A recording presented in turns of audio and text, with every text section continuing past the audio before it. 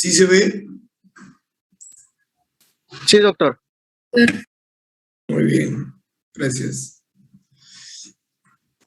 Vamos a ver.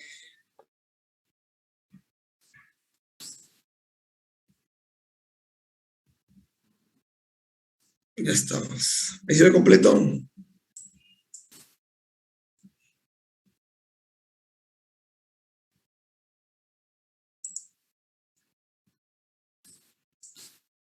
Muy bien.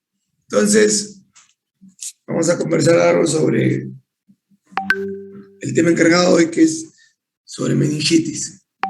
Vamos a ver cómo corremos esto.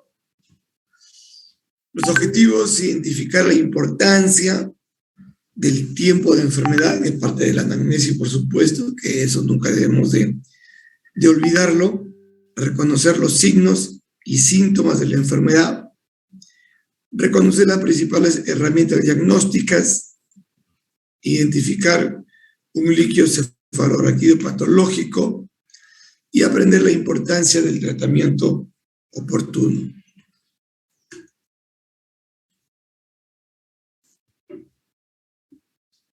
Este es un caso clínico, voy a leerles. Es un paciente masculino de 33 años de edad, joven, procedente de Trujillo, casado, cerrajero con escolaridad primaria completa, sin antecedentes de importancia de alguna enfermedad patológica, excepto infección de las vías aéreas a repetición y sinusitis crónica. Entonces, es evaluado por los otorrinos, encuentran desviación del tabique nasal e hipertrofia de los cornetes, por lo que deciden someterlo a un tratamiento quirúrgico y le realizan una rinoplastía electiva para corregir la desviación, siendo dado de alta a 24 horas sin complicaciones. A las 24 horas del alta ingresa al servicio de urgencias por cefalea opresiva, con un EVA 7/10, acompañado de agitación psicomotriz y fiebre de 38.5 grados. A la exploración física se encontró soporoso con una escala de Glasgow de 8, febril, saturando 64%, pupilas mióticas de 1 milímetro, con reflejo consensual y fotomotor conservado, sin alteraciones en los pares craneales, con rigidez de nuca, extremidades con hiperreflexia generalizada y signos meningios Brusinski y Kernig. Durante la exploración tuvo una crisis convulsiva tónico-clónica generalizada. Los estudios reportan leucocitosis 30.000, neutrófilos 28.000, linfocitos 1.000, hemoglobina de 15, plaquetas 215.000, bilirrubinas totales 0.36, albúmina 2.4, AST 51, ALT 33. En la tomografía de cráneo se observan datos de sinusitis etmoidal y esfenoidal. Luego le realizan punción lumbar con una presión de apertura de 350 milímetros. Se obtuvo líquido cefalorraquídeo turbio con 354 miligramos de proteínas, glucosa de 7, consumido las glucosas, proteinorraquia abundante, cloruro 97, 10.000 células y 97% de polimorfonucleares. En la tinción de Gram se observaron diplococos gram positivos en forma de lanza. Yo creo que hasta acá el diagnóstico está clarísimo. La evolución es un cuadro típico de un paciente con una infección del sistema nervioso central. Fiebre, trastorno de conciencia, puede haber o no convulsiones, con signos meningios.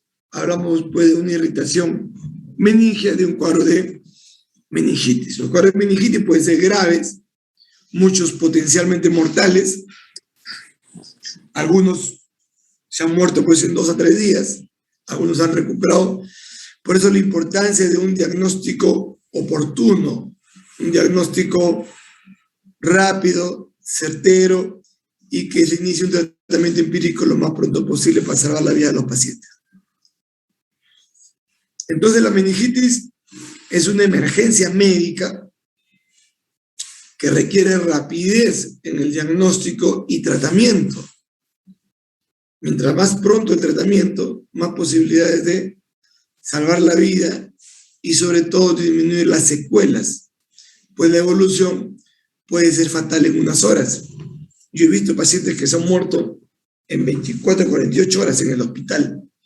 Han llegado y en 1 o 2 días se han muerto por un problema de meningitis. La incidencia de meningitis bacteriana en adultos es de 1,3 a 5 casos por 100.000 habitantes, pero alcanza los 70 casos por 100.000 habitantes en las regiones del África, algunas regiones.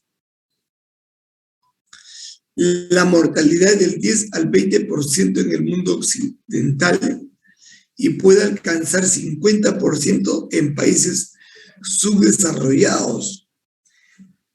Imagínense, o sea, de cada 2 pacientes, 1 se va a morir. La mortalidad es altísima. Si lo comparamos con el COVID, que la mortalidad oscila entre 5%, 8%, estamos hablando del 50% de mortalidad. Es una de las enfermedades con mayor tasa de letalidad en el mundo.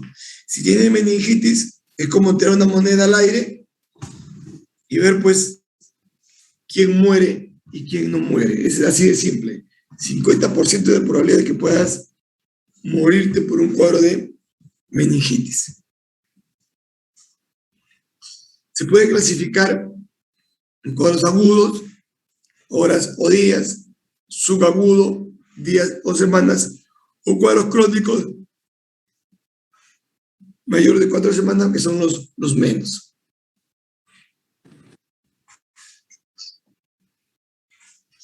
Según la etiología de la meningitis, pueden ser bacterianas. Dentro de las bacterianas, en las agudas pueden ser bacterianas. Dentro de las bacterianas, las más frecuentes, tenemos el neumococo, es el más frecuente. Tenemos el meningococo, que le sigue en frecuencia. Y luego, Listeria, Haemophilus, Escherichia coli, algunos virus también. El herpes virus, por ejemplo, varicela zoster, HIV. El mismo virus del HIV puede producir problemas de meningitis, o en algunos casos solo de encefalitis. Hongos también, en pacientes inmunosuprimidos, criptococos. Parásitos también, o irritaciones por fármacos, punciones lumbares, etc. Bueno, son los más saltantes en los cuadros agudos, que es lo que más debe llamarnos la atención.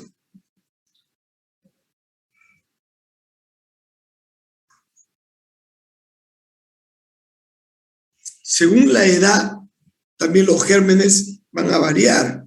Miren, los neonatos hasta 4 semanas, Streptococcus agalactiae, Escherichia coli, del 1 a 3 meses, sigue el estreptococo, aparece el hemófilos, aparece el neumococo y aparece el meningococo. Luego en adultos, que es lo que más vemos, 18 a mayor de 50, estreptococo, o sea, neumococo a la cabeza. En adultos, neumococo a la cabeza. Segundo, meningococo. O sea, no es el meningococo por llamarse Neisseria meningitis, es el más frecuente, no, es el estreptococo. O sea, y el neumococo es quien produce, pues, los cuadros de neumonía, infecciones respiratorias. Ese mismo bacteria es quien produce más frecuentemente meningitis. Entonces está relacionado obviamente a los cuadros respiratorios. Muchas veces, como en el caso del ejemplo, paciente con sinusitis, operado, y el germen al removerse se metió al sistema nervioso central y produjo una meningitis en el paciente. Entonces no olvidemos, estreptococo a la cabeza y meningococo en segunda opción. ¿Cuáles son los factores de riesgo para presentar meningitis? Edades extremas, menores de 5 años y mayor de 60 años.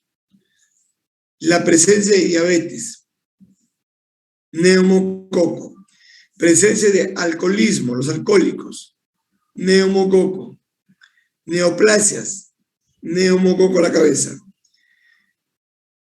Posoperado neurocirugía, ahí aparece el estafilococo. Paciente con VIH, neumococo. Esplectinomiciados, neumococo. Algunos problemas anatómicos del icosefalorraquídeo, estafilo. Receptores de trasplante, neumococo. Y fracturas, neumococo. O sea, el neumococo, en todos los pacientes con factores de riesgo, aparece el neumococo. Por eso que es el más frecuentemente bacteria aislada para la producción de meningitis. Manifestaciones clínicas. Las manifestaciones clínicas más frecuentes: dolor de cabeza, cefalea, rigidez de nuca, fiebre y alteración del estado de conciencia. Esos 4 son casi inalterables. Dolor de cabeza, rigidez de nuca, fiebre, trastorno de conciencia, meningitis. Casi siempre. En adultos, vamos a ver más, vemos adultos y adultos mayores. En adultos, cefalea, más del 90%. Rigidez de nuca, más del 80%. Náusea, vómito, fiebre, 70%. Y alteración del estado mental, 60%. Y en los adultos mayores de la tercera edad, miren que lo cambia la frecuencia.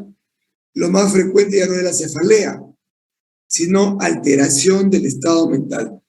A veces abuelitos que no despiertan, están somnolientos, soporosos, a veces decimos, bueno, por la edad está así, no quiere levantarse. Mucho cuidado. Puede ser una infección o una meningitis.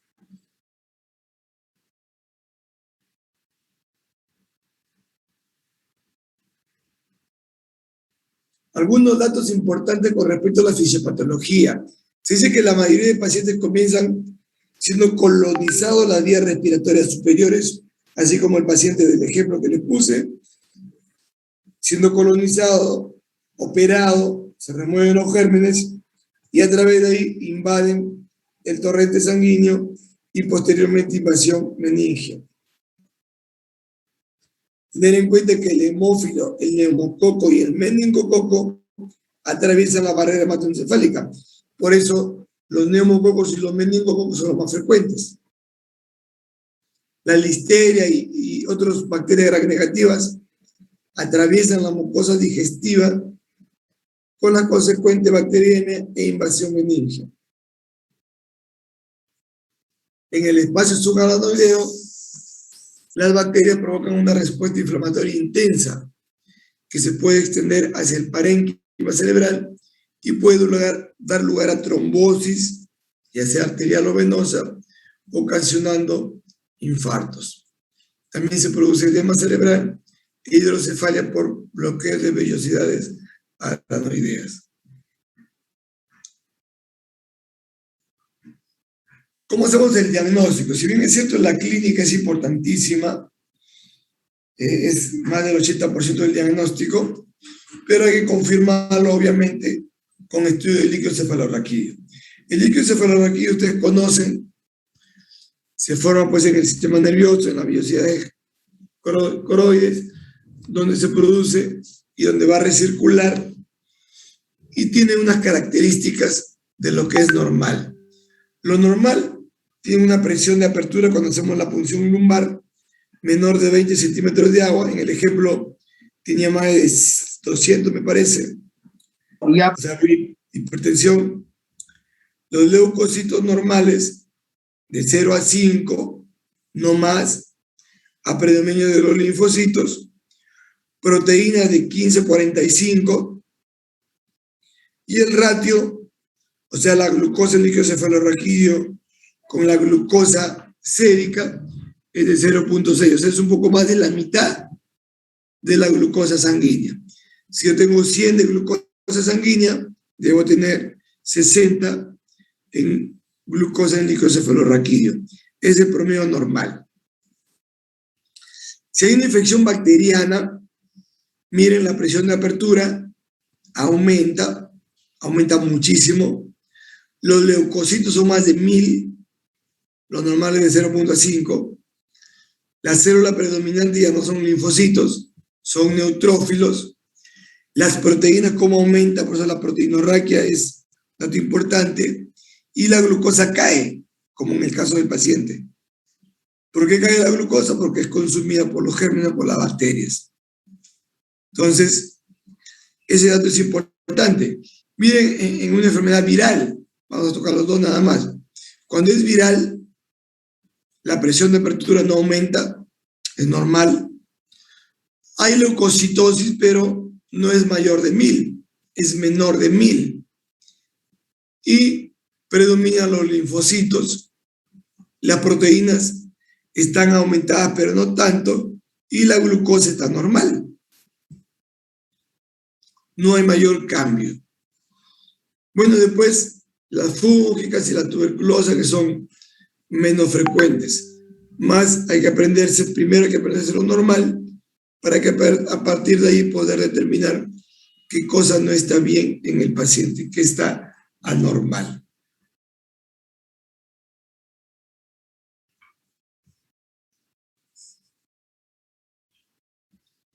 También se utiliza la tinción de Gram en el líquido cefalorraquídeo, que podemos ver el neumococo, la hemófilos, el meningococo. La sensibilidad puede ser hasta 90% y una especificidad hasta el 100%. Y el cultivo, la sensibilidad baja un poco y la especificidad también. Para el neumococo 90%, a hemófilos, criptococo. El meningococo difícil es aislarlo, pero es importante todo estudio de líquido cefalorraquídeo completarlo con tinción de Gram y cultivo.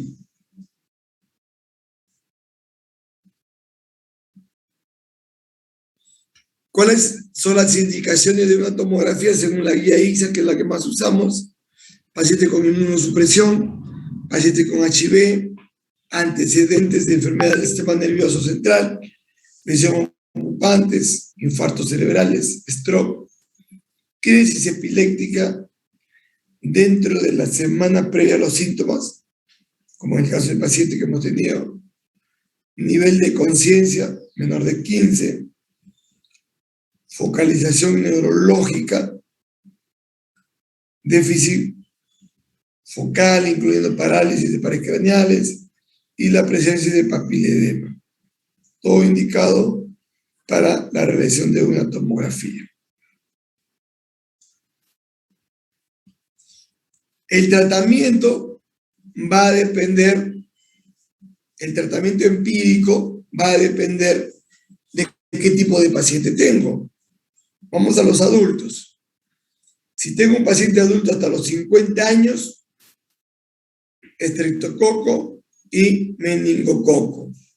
Mayor de 50, estreptococo, meningococo y listeria monocitogenes. Entonces, hasta los 50 años cubro neumo y meningococo. ¿Con qué lo cubro? Ceftriax más vancomicina. Estamos hablando de tratamiento empírico. Tratamiento empírico significa yo le doy tratamiento pensando en los gérmenes más frecuentes hasta que tengamos resultado de cultivos. Ese es el tratamiento empírico. Pero empírico no significa poder dar el tratamiento así agarrados a la champa, sino teniendo un conocimiento de los gérmenes más frecuentes que yo estoy sospechando. Si es mayor de 50 años, debo de cubrir también a la listeria con ceftriaxona, más vancomicina y más ampicilina.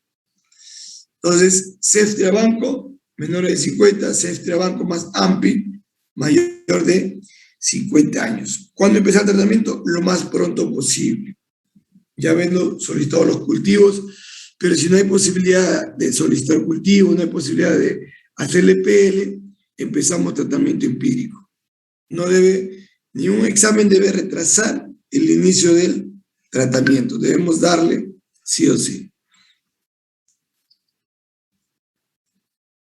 Tratamiento específico. Estreptococo, ceftriaxona. Meningococo, ceftriaxona. Hemófilos, ceftriaxona. Listeria, ampicilina. Estafilococos aureus, vancomicina. Estreptococo agalactiae, ampi más genta. Esto cuando ya tenemos el microorganismo confirmado, podemos desescalar. Si ya tengo el estreptococo, retiro la banco, lo dejo solamente con ceftriaxona, la dosis es mayor a la convencional, 10 a 14 días, y estamos con el tratamiento adecuado. Siempre tengamos en cuenta eso. Hay que desescalar después que ya tengo el resultado de cultivo.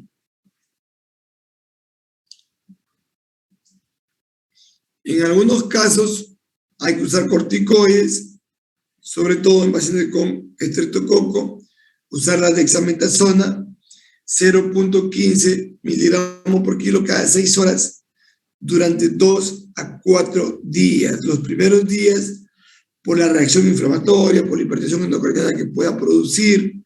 Entonces, hay que darle esto. ¿Por qué? Porque si no podemos empeorar el cuadro. En los niños, los datos son contradictorios. Los corticoides se han demostrado que reducen la tasa de mortalidad por meningitis y por neumococo. Y reduce otras complicaciones como las secuelas auditivas.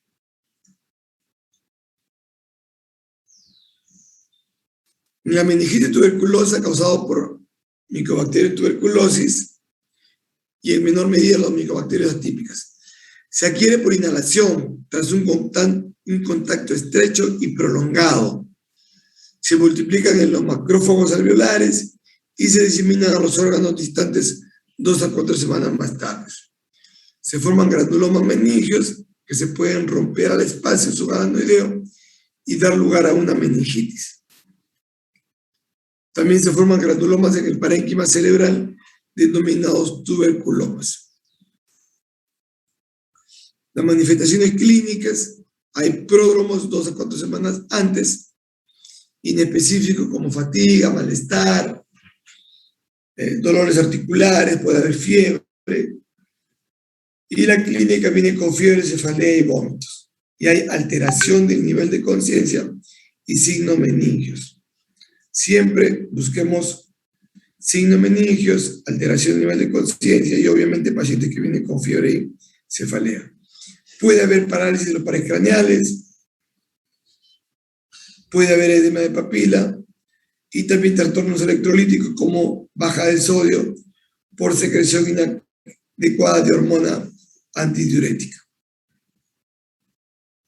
El diagnóstico, igual, análisis líquido-cefalorraquídeo, imagen de tomografía o resonancia cerebral, que es más sensible.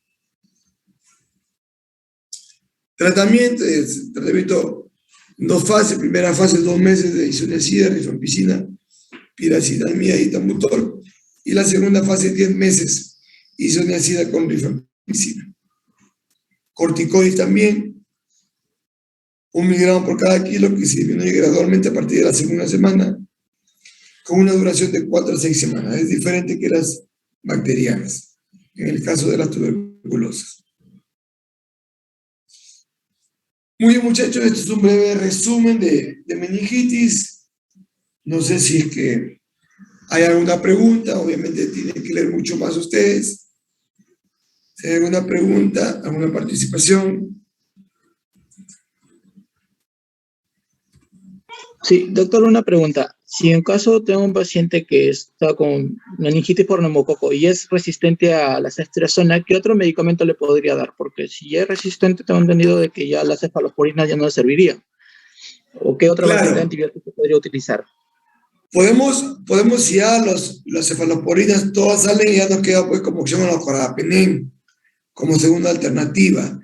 Pero normalmente la mayoría son sensibles, pero esto ya va a salir obviamente en el cultivo. Entonces ya después de 3 a 5 días vamos viendo ya cómo evoluciona el paciente. Si no evoluciona bien, ya tenemos otras alternativas como los carbapenem.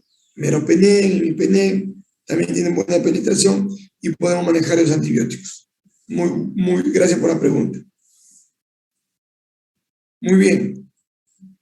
¿Alguna otra pregunta?